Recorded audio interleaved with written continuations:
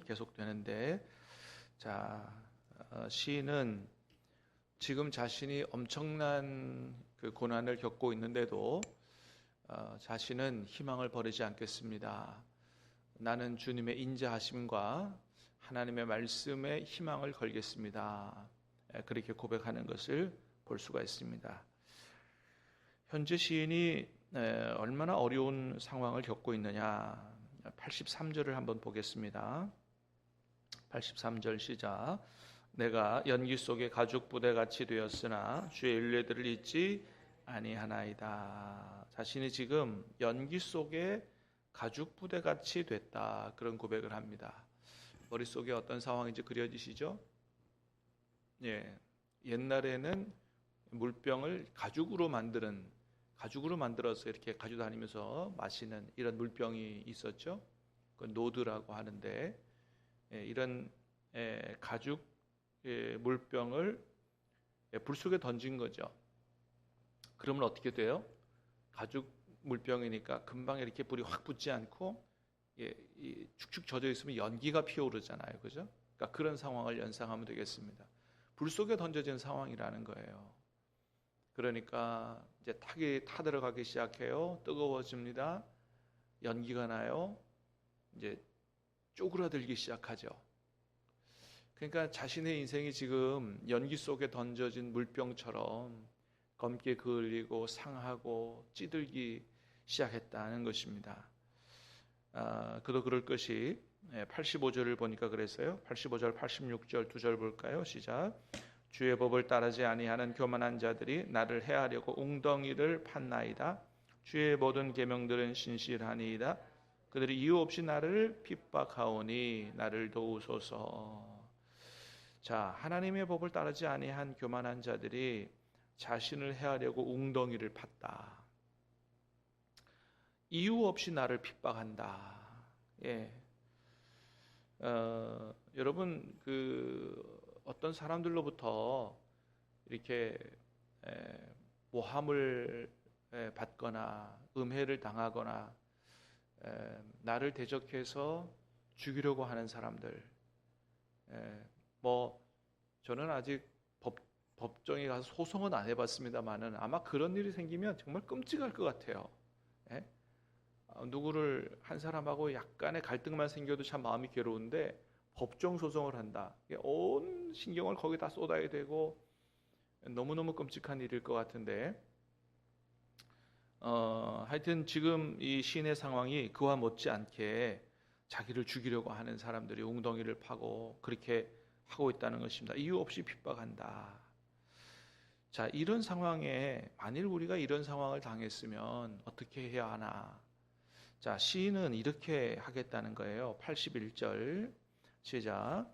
나의 영혼이 주의 구원을 사모하기에 피곤하오나 나는 주의 말씀을 바라나이다. 주님의 말씀을 바랍니다. 82절도요. 시작. 나의 마을이 주께서 언제나 나를 안위하실까 하면서 내 눈이 주의 말씀을 바라기에 피곤하니이다. 주의 말씀을 바라고 이런 상황에서 주님의 말씀을 바라기에 눈이 피곤할 정도로 그렇게 하나님의 말씀을 향한 그런 그 마음의 뜨거움과 중심이 있다. 87절도 볼까요? 시작. 그들이 나를 세상에서 거의 멸하였으나 나는 주의 법도들을 버리지 아니하였사오니. 악인들로부터 당하는 그런 핍박 때문에 거의 죽을 지경인데 그럼에도 불구하고 나는 주의 법도들을 버리지 아니했다라고 얘기합니다. 여러분, 이렇게 아주 나쁜 사람들로부터 핍박을 받고 모함을 받고 거의 죽을 지경인데도 불구하고 왜 시인은 오직 하나님의 말씀을 바라고 하나님의 말씀에 자신의 인생을 걸겠다 이렇게 얘기를 하는 걸까요? 그거는 하나님의 말씀은 변치 않기 때문에 그렇다라고 하는 것입니다.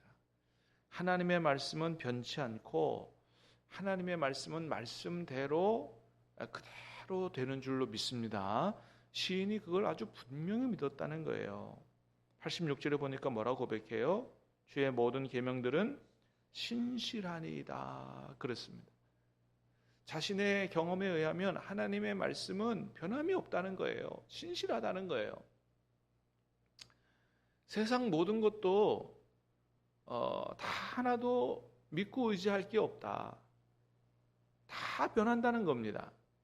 여러분 사실 그렇잖아요. 우리도 뭐 인생을 살아오면서 경험해 봤듯이 다 변합니다.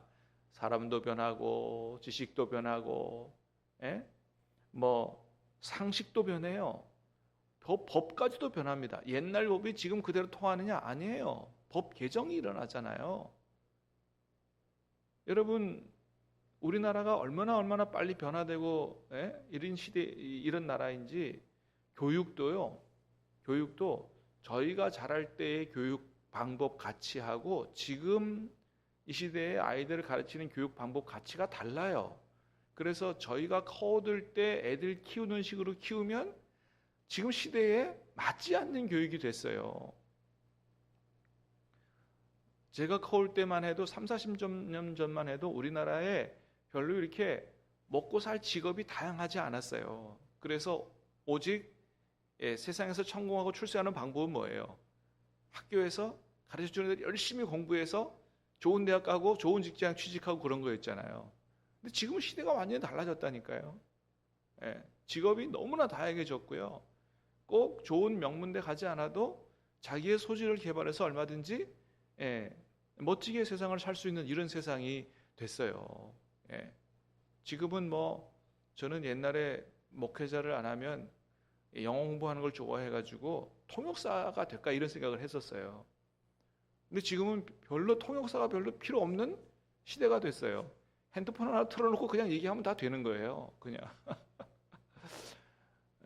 뭐 옛날에는 판검사 그랬지만 지금은 AI 인공지능 시대가 돼갖고 그냥 챗 GPT에다 치면 쫙 나와요 다. 뭐 변호사가 필요 없는 시대가 이제 곧 옵니다. 곧 와요. 놀라운 시대가 된 거죠. 다 변하는 겁니다. 그런데 하나님의 말씀은 이 성경은 지금부터 2000년 전에 만들어진 거예요. 최소. 구약 성경은 3500년 전에 만들어진 겁니다.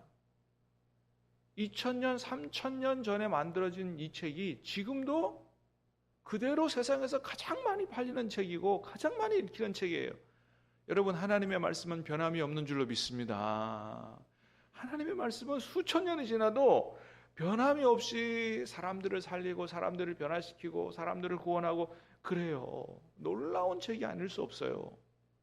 그래서 책 중에 책은 성령이라고 그랬잖아요.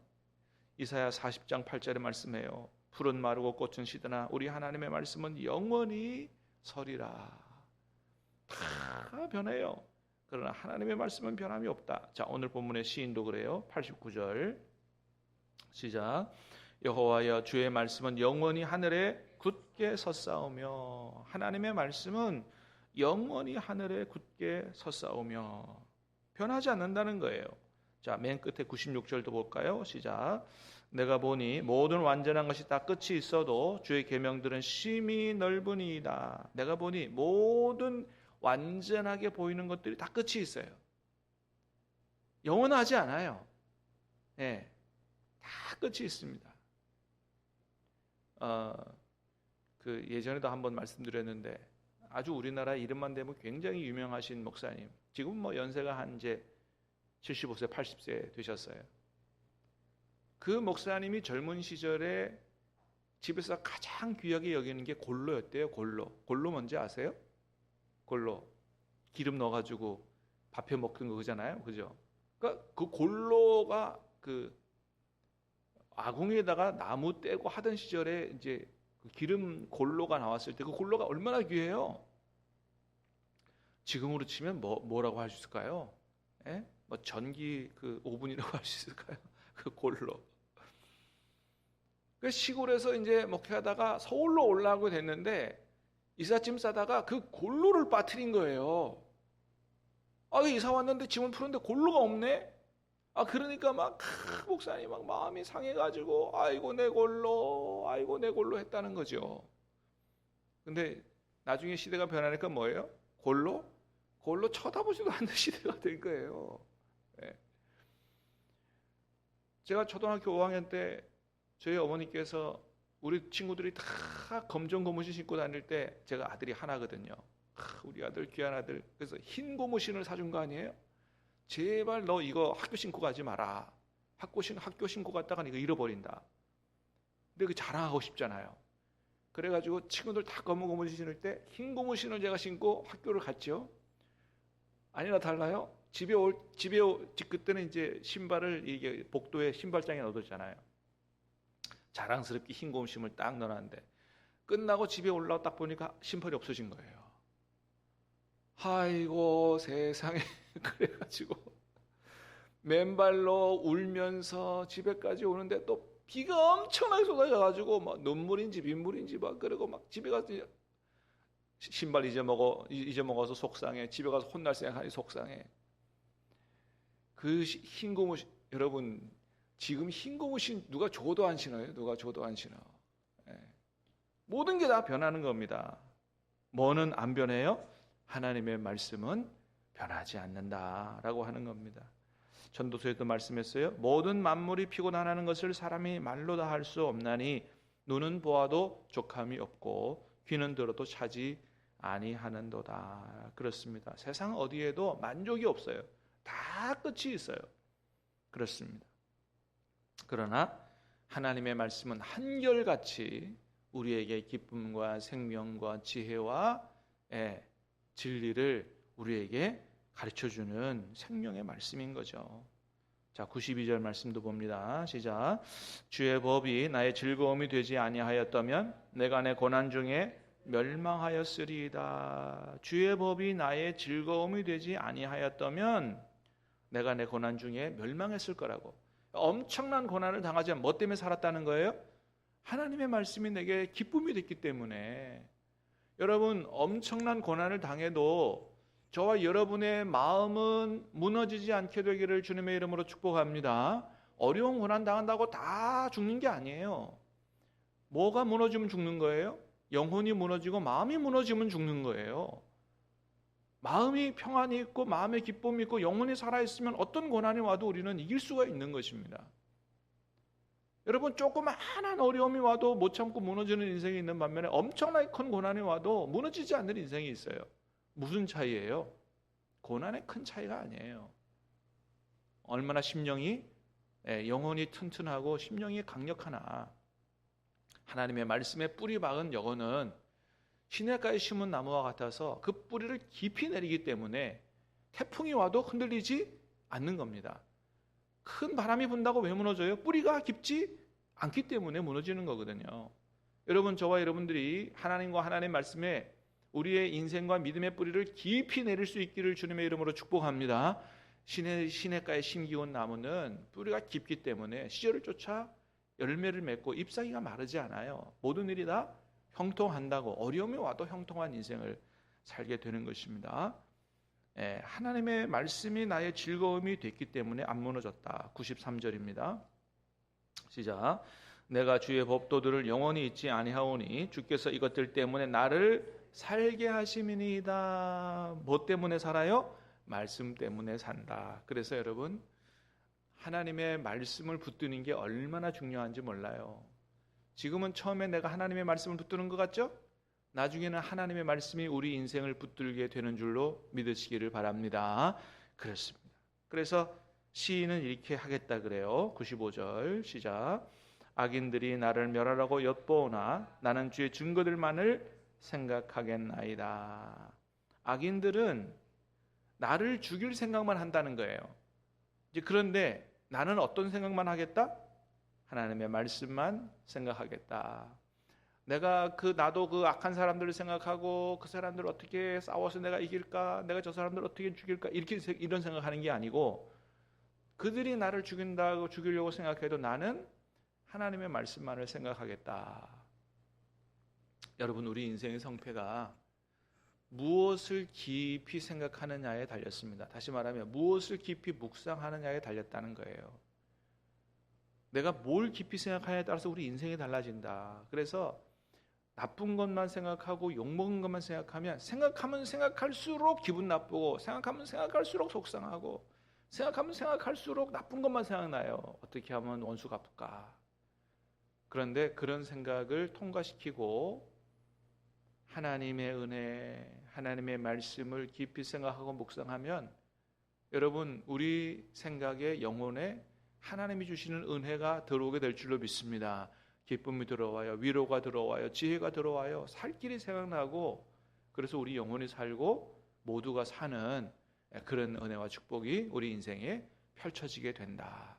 여러분 안 좋은 생각이 들어오거든 그거 깊이 생각하지 마세요. 그걸 통해서 나의 인생에 도움이 되는 거라면 깊이 생각하고 반성하고 하지만 다른 사람에게 나를 헐뜯고 욕하고 나쁜 일들 빨리 통과시키세요.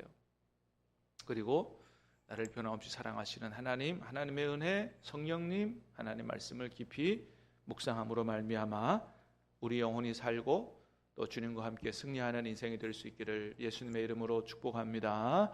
기도하겠습니다. 하나님